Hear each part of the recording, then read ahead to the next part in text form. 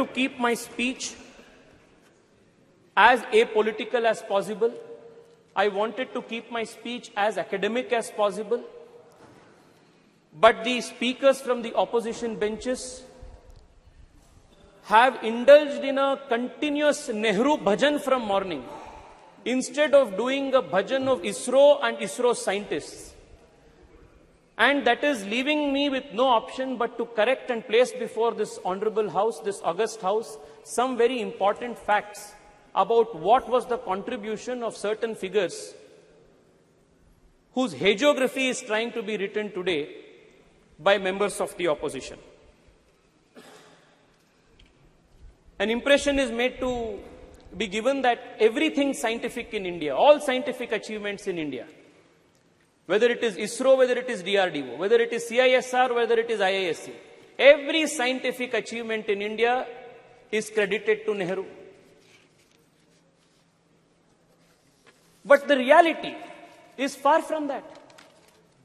Madam Speaker, I want to highlight to you the fact that most of the scientific institutions that are a nation's pride today were all started by people in pre-independence India when Nehru had no role to play. And all those pioneers who had the grand vision to establish these institutions, even at the time of the British India, are not even mentioned, even cursorily, when the nation is celebrating its scientific prowess.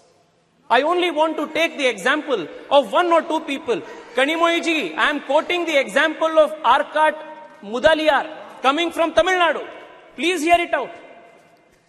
In 1942, when India was not independent, Arcot Ramaswamy Mudaliar, he envisioned an institution by the name Council of Scientific and Industrial Research in India and established it from 1942 to 1942 with the help of Shanti Swarup Bhatnagar. Nehru had nothing to do with it. Today, most number of patents in the country are filed because of CSIR, and it is one of the most important scientific research organizations in the country, and Nehru had nothing to do with it.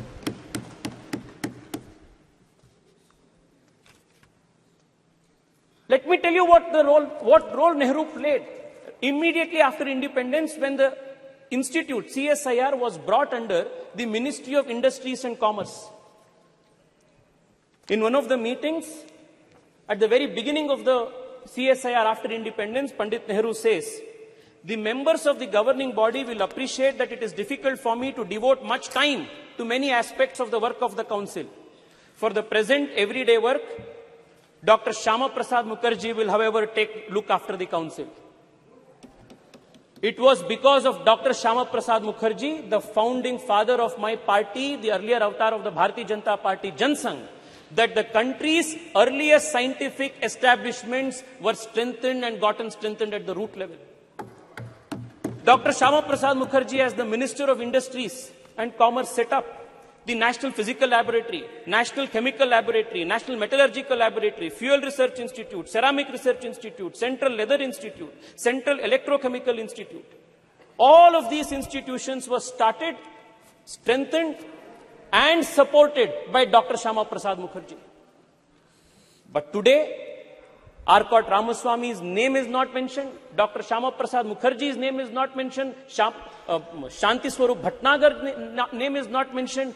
Morning till now, I have been seeing it's only Nehru Bhajan that is going on. The cosmos of the Congress party starts with Nehru and ends with Rahul Gandhi. It is unfortunate